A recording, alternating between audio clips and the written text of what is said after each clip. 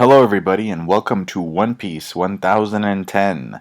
This is a special one, guys. This is one of those chapters that comes along every so often that kind of changes things for the arc. There are a lot of chapters that we get where things happen, but the pacing stays pretty much the same. But in this chapter, you can just tell things are really going to start speeding up. We start off with Sanji's ex-bride-to-be, or ex-bride, using some eye drops, along with some of her homie friends there. Rabian is one of them. And we also see Nitro there as well. And you know how Big Mom asks the residents of Totland to pay taxes by giving up some of their lifespan? I always thought that Nitro had been a homie created out of Capone's lifespan, or soul energy, but that was never confirmed. Anyway, Big Mom is still falling, Zeus is still trapped in a box, and Prometheus is still being sliced by Zoro, which, after the damage he took last week, Zoro being able to blink would be enough, and yet he still finds it in him to continue to cut Prometheus. It's like, how is he still standing? How is he still alive? So I like the fact that by the end of the chapter, Oda decides to group Zoro and Law together, because that way Law can heal Zoro. Best case scenario for me would be Law takes Zoro downstairs, Law heals Zoro, Sanji takes on Queen, Law takes on Jack, and then after Zoro is done healing, he can go in there and finish off King. I like how it seems that Luffy is temporarily knocked out throughout half of the chapter, and with the exception of Zoro, nobody else seems to care. Kaido starts going for Zoro because he begrudgingly wants to free Prometheus to help Big Mom out and prevent her from hitting the water. And there's a line that Kaido says about Big Mom in this chapter that kind of took me back to the scene where we saw him crying, where he kind of talks about Dofi in a similar way. So Kaido's going for Zoro, Law switches himself in and hits Kaido in the neck with his injection shot. Now this attack was actually blocked once back in Dressrosa. It was being aimed at Trable, and then Dofi came in from the side and blocked it with a kick.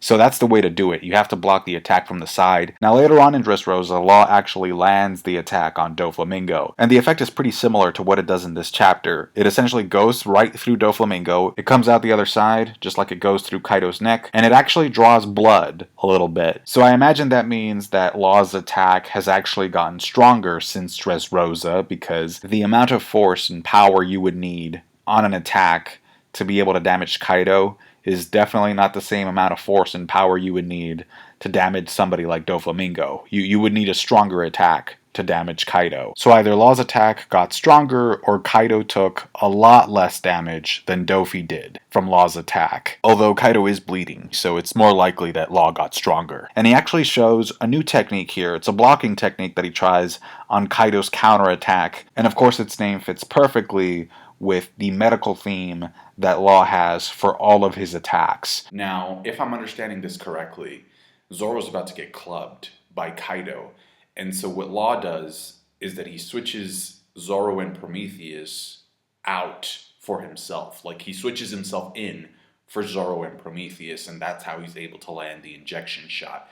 But in doing so, he pretty much allows Prometheus the opportunity to reform and to leave, to escape. And so that's why after the injection shot, Zoro's like, Law, what are you doing? Like, you let Prometheus escape, right? And it's gonna go and save Big Mom. And so I guess that means that Zoro was prepared to just keep on slicing Prometheus and be clubbed by Kaido if that meant that Big Mom was gonna drown. But anyway, yeah, Law saves Zoro, and in the process, Napoleon and Prometheus go down to catch Big Mom. It's kind of funny in a way, because in the official translation, Kid says, the point was to separate the two of them.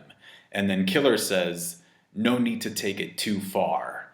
So is Killer saying, no need to let Big Mom die? Kid still has his trash with him, so he just kind of pulls it along, and he says to leave Big Mom to him and Killer. And Kid can fly, right? He can use his metal to form like a little Eggman machine thing. So maybe we might see an aerial fight between Kid and Big Mom on Prometheus, and they're just kind of like clashing, floating around the island. And there's also that giant metallic sword at the front of Onigashima. So maybe Kid can use that for something as well. But the thing that I'm most interested in is the fact that given what we see at the end of this chapter, we also know that Kid has Conquerors Haki as well. The Luffy-Kid rivalry is alive and well because they're both taking on a Yonko each. And so I wonder if Kid can use his Conquerors Haki against Big Mom the same way that Luffy uses it against Kaido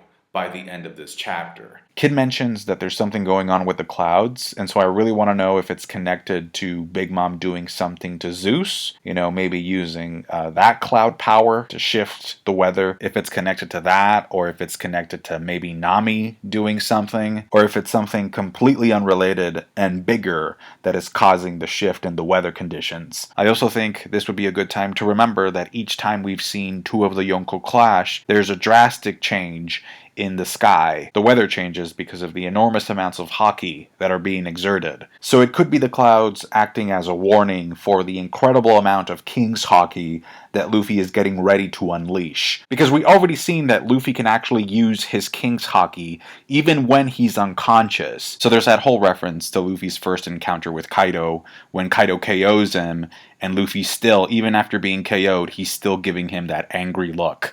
And then he activates King's Haki, which foreshadows what happens in this chapter perfectly. Yo, what if it's Dragon, the one messing with the clouds? That would be freaking insane. It's really strange because we get this whole scene with Prometheus saving Big Mom, and Prometheus just starts talking smack about Zeus, just calling him all types of names.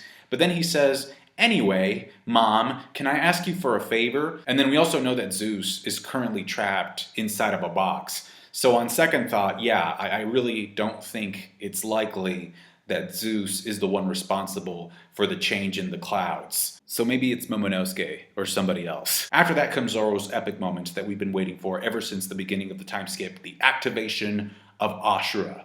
And so I want to read what he says to Law, because I think it's really important. Zoro says, "Listen, what I'm about to do is the limit of my ability." So this is the high diff, right? And there's something kind of strange that happens hockey-wise, which after you read the entire chapter, it's not as strange. So I'm just going to make a note of this here, but I'll talk about it later on when I get to Luffy. So we get the close-up of Enma, right, being charged up by Zoro's Haki. And in that panel, in that close-up, if you look at Zoro's hand, it has black armament Haki on it.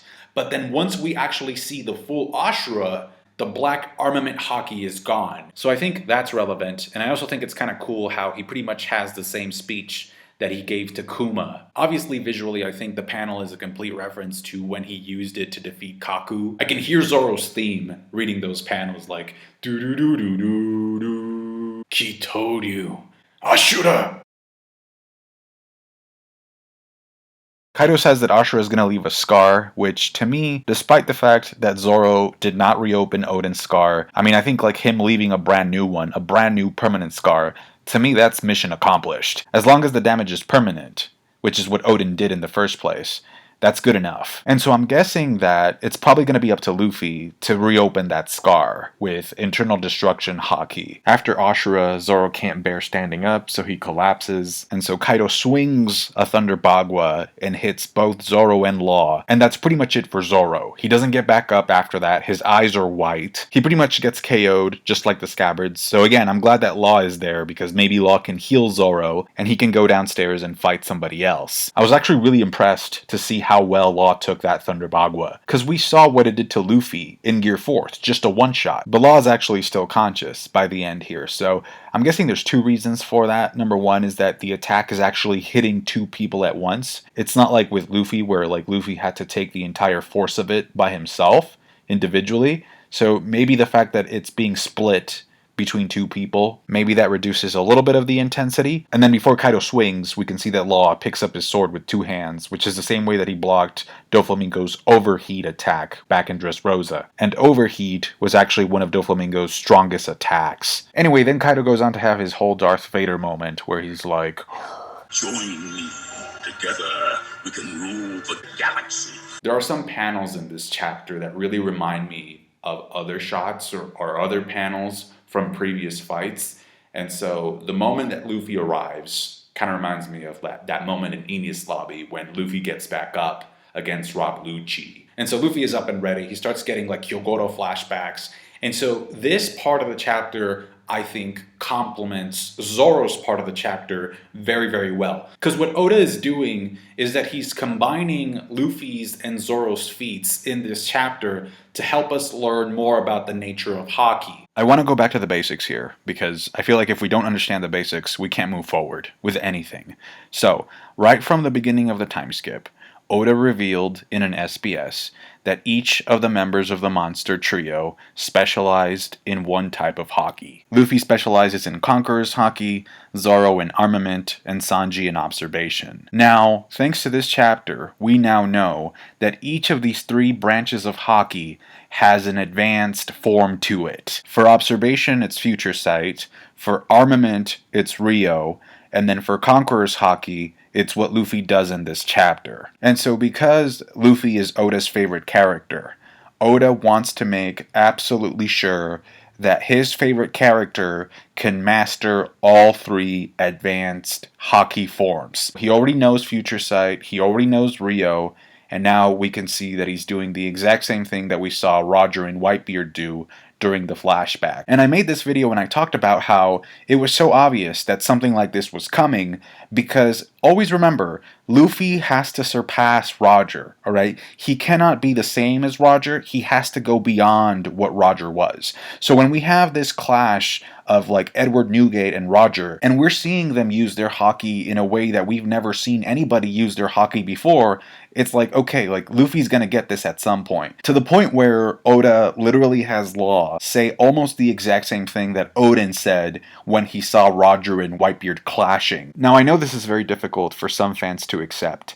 but when it comes to Zoro, he is the first member of the Straw Hat crew ever to show that he can use armament haki to some degree. We saw it in Alabasta because the principle that he was taught by his master to be able to cut everything and nothing, that is the exact same principle that Hyogoro tells Luffy about when he's training him to learn how to use Rio in Udon. And it's not like Zoro could just spam haki after that. No, he even says it himself. The only reason I'm able to tap into this power right now is because I'm in the brink of death. Haki blooms in extreme situations. We see the same principle being applied in this chapter when Zoro tells Law that he's at his limit, so he's contemplating death in this scenario as well. So he showed some degree of armament haki back in Alabasta even before Luffy did. And it makes sense if you think about it, because unlike Luffy, Zoro doesn't have a devil fruit. Plus, he's the only one in the crew who is always consistently training. So if you don't have a devil fruit power,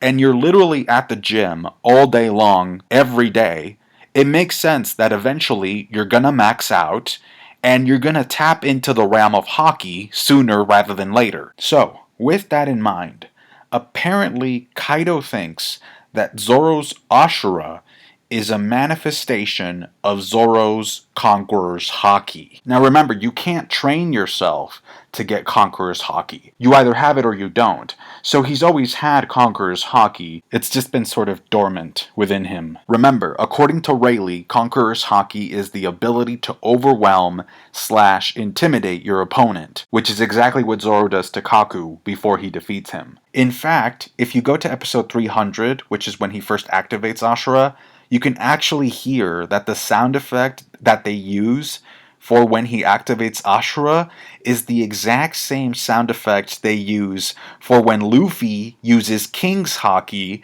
in Marineford to save Ace in episode 478. And it wasn't just armament haki that Zoro was able to tap into back in Alabasta. It was also observation haki, because he talks about how he can sense the rhythm of things, like the direction of the stones falling, and he can also feel where his swords are. So that's Oda hinting at observation haki there as well. It's the same thing he did with Usopp in Enies Lobby, where he's the first member of the crew to be able to hear the Going Merry's voice. So those were the seeds of haki that Oda decided to plant for these characters pre-time skip. But then he never developed those seeds for those characters pre-time skip because those characters weren't Luffy. Again, a rule that Oda has is that he will not make another Straw Hat look better than Luffy. Luffy always has to look the best in Oda's mind, which is why even though he started hinting at Haki with Zoro and Usopp, he couldn't develop those seeds further for them until he established Luffy's dominance over Haki. It's the same thing that happens in this chapter, where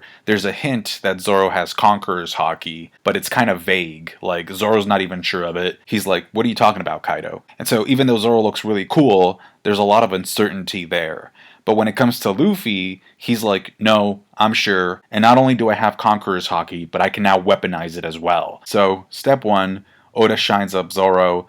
And then step 2, he really hypes up Luffy. Because Luffy is his number 1. And Zoro's number 2. That's the system that Oda operates by. It's always been the structure of this series. It's also the reason for why Jinbei didn't join the crew back in Fishman Island.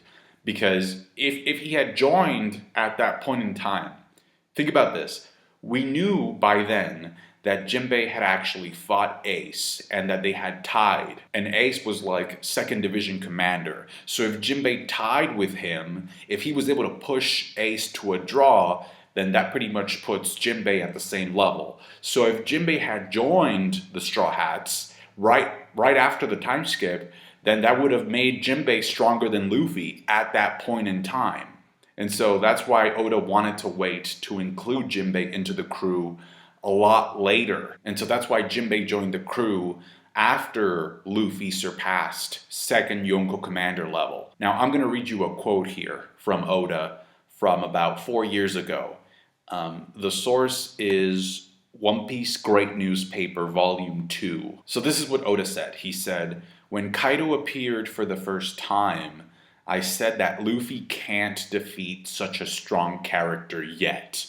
And I am yet to know how Luffy would defeat Kaido. Probably my audience will not be satisfied if the reason for defeating Kaido is just because Luffy's punch is so strong.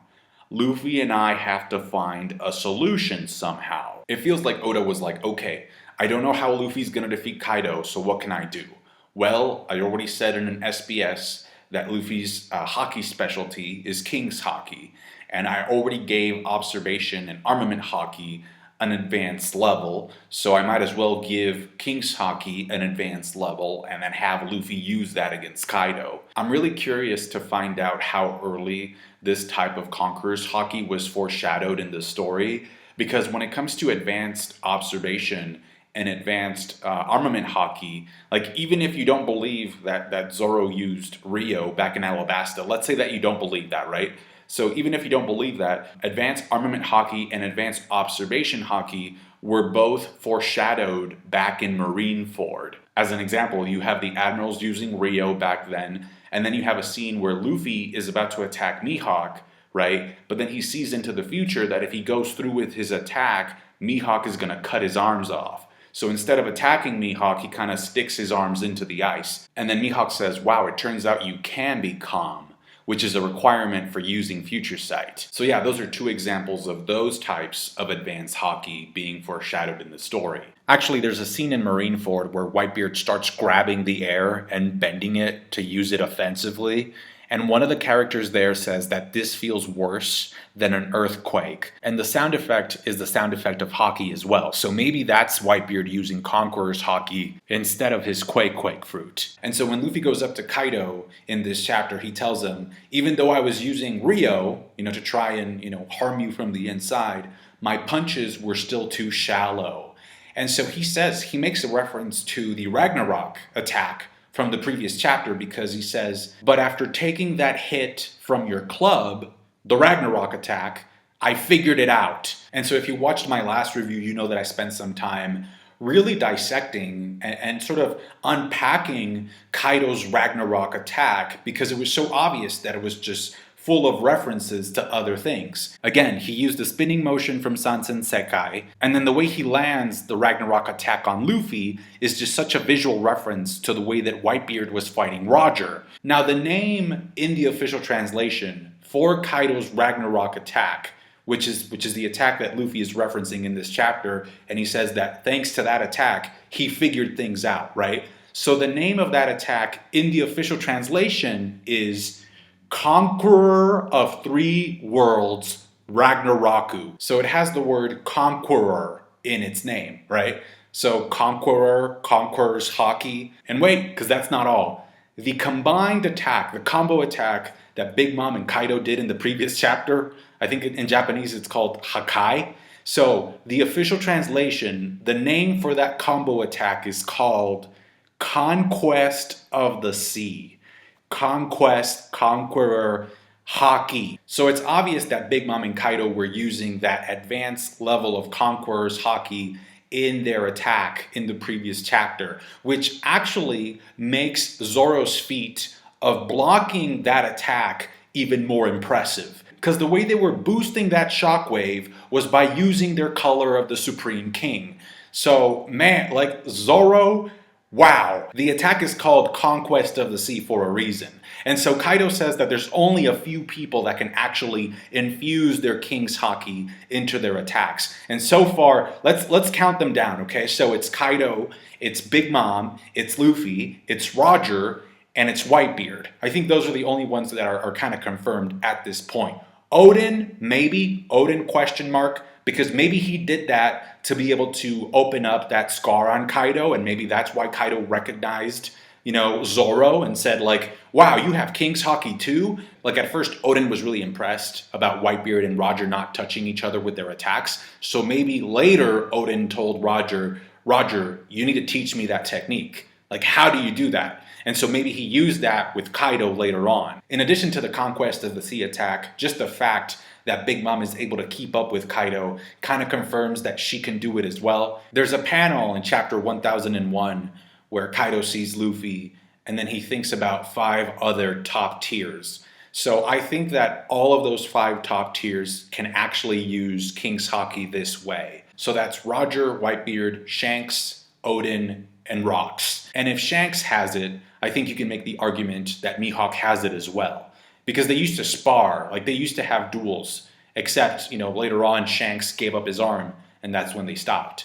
But yeah, like they used to be able to have like these legendary duels. So I'm guessing that maybe Mihawk also has this ability. In fact, King's Haki can actually be the secret behind being able to forge a black blade. And I think maybe Oda like talked to the anime staff and told them to include like little hints.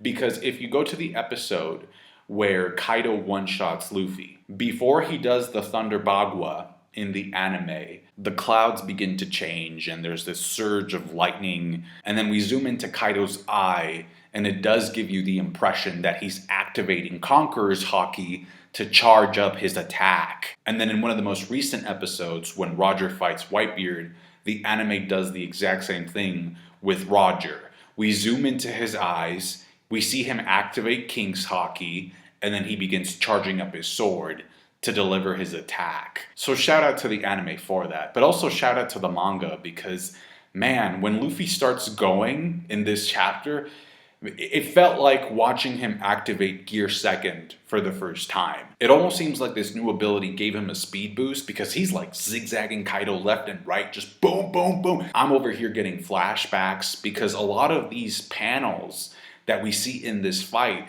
really remind me of previous panels that we've seen in other fights that he's had. I go back to a moment during the Katakuri fight when Luffy takes Brûlé and escapes. And so he's just kind of resting there and he has a moment of reflection. Haki wears out in a battle, right?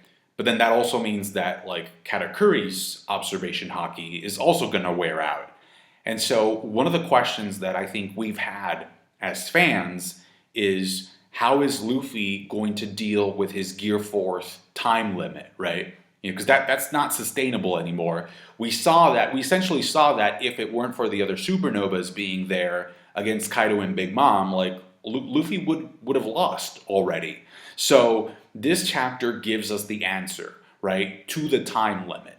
How do we deal with armament Haki being depleted? Well, there's a new source of Haki that Luffy can weaponize. And so this is why the scene that comes after Luffy getting one-shotted by Kaido the first time around is so important, because it foreshadows this chapter a lot. Because in that scene, we see that even though Luffy's Gear Fourth has run out, even though Luffy is completely out of armament haki and he's fainted on the ground. Kaido looks at him and says, "This kid is still glaring at me. He can still use King's Haki." So it's like you have 2 tanks of gas, one for armament, the other one for King's Haki. If you run out of one, you can go ahead and use the other one, or you can use the other one instead of, using the first one. You get the idea. And so that's why by the end, Luffy gets this Enies Lobby pose and he tells Law and Zoro to go ahead and go downstairs because he doesn't need their help anymore. Before he did, because he would run out of armament haki with his Gear 4th for 10 minutes. So like he needed help to be able to deal with the Yonko. But now it's like, yeah, that time limit isn't there anymore. Kid and Killer are off dealing with Big Mom. So I'll take it from here, because I can use my King's Haki and I can use armament as well. And that's kind of how the combat here starts, because if you notice, when Luffy blocks Kaido's club with his foot, he's not using armament haki on his foot. That's just pure Conquerors Haki that he's using to block the attack. But then in the pages that come after that, we do see that he has his black armament haki hardening on his punches. So it almost seems as if he's combining what he knows about armament haki plus adding in this new Conquerors Haki technique to his punches. And so this chapter kind of makes it seem as if armament haki is sort of like sipping through into Conquerors Haki, or Conquerors Haki is sipping through into armament haki. It really gets you to think that these 3 branches of haki are not as separate, are not as different as we initially thought they were. It's like they're 3 parts of the same whole. And so maybe by the end we'll find that, the 3 of them come together to form one piece. No, but it's interesting because we have 3 types of powers in haki: Conquerors, Armament, and Observation. And then we also have 3 types of powers when it comes to devil fruits too: Zoans, Logias, and Paramecias. And those 3 fruits have to come from the same tree. So maybe there's something similar to that when it comes to haki. And so by the looks of this chapter, I do think that by the end, we will reach a point in which it is revealed that all 3 types of haki feed off of each other and that it's all one and the same. And actually, Rayleigh alludes to that. Rayleigh actually foreshadows that back when he starts training Luffy. We're talking about going back to basics. He does tell Luffy that each person has a tendency, has a preference for one type of haki over the other. However, he also tells him if you can enhance each one of the 3, you can also expand what you're capable of in general, which is what we see in this chapter. Because Luffy took the time to train up his armament, Master Rio, it's like now he can actually also use King's Haki to this extent. Again, you can't really train Conqueror's Haki. Conqueror's Haki only grows as you grow stronger. So you can only train Observation and Armament directly, which is what Luffy has been doing ever since Whole Cake Island, really. And so just to conclude here with the comment that I made previously about Asura. So you notice how Luffy at first, his foot isn't darkened, it doesn't have hardening, because he's using like pure King's Haki to block Kaido's club, right? But then he actually goes on to coat his arms with armament, and so he's like boosting his attacks with armament and Conqueror's Haki at the same time. And so I think what happened to Zoro is that he first activated his black armament Haki, right, to boost up Enma, but then the armament Haki tapped into his Conqueror's Haki. And so that's why we see that the hardening has gone away when he activates Asura. And so that's how he's able to wound Kaido using Conqueror's Haki. And it makes sense because, again, as we've seen back in Alabasta, when Zoro is at the brink of death, that's when he taps into other unexplored realms of Haki for himself. And I do want to give one final shout out to the official translation because, like, even just thematically, this is a chapter where Oda is using Zoro and Luffy to help us learn more about how Haki evolves. And so I really appreciate that the wording makes that connection between Luffy and Zoro even, because Zoro's Asura attack is called Dead Man's Game. And then before Luffy uses his new technique, Kaido calls him a dead man walking. So the connection is really there in the language about how Haki peaks when you're at death's door. Now, one final very important thing is that even though Luffy can do this now, and this is going to help him out tremendously, right, to the point where, it removes the Gear 4th time limit, it's still not going to be enough for him to defeat Kaido, right? This is setting up a 1v1, but remember, Yamato said, I want to fight Kaido as well. We have other supernovas on the way. I think that there's going to be other supernovas interfering with this fight as well. And ultimately, look, Kaido has been able to use this type of Conquerors Haki for a very long time. Luffy is barely learning how to use it. He's barely getting used to it, right? He's trying it out in this chapter. So there's still a pretty significant gap between hybrid form Kaido and Luffy. It's just that, Kaido took a couple of punches in this chapter.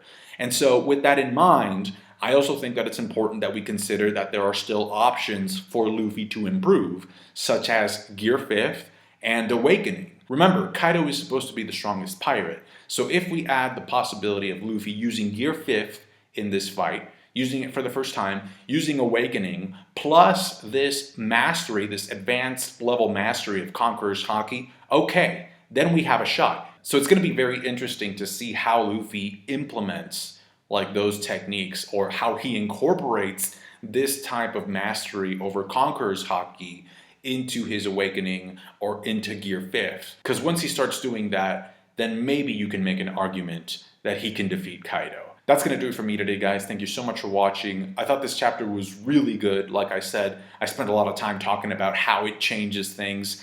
And so let me know what you thought about it. I honestly think that this is, it's the best chapter of 2021 thus far. So let me know what you thought about it down below. Take care. Thank you for all of your support, and I'll catch you guys later. Bye.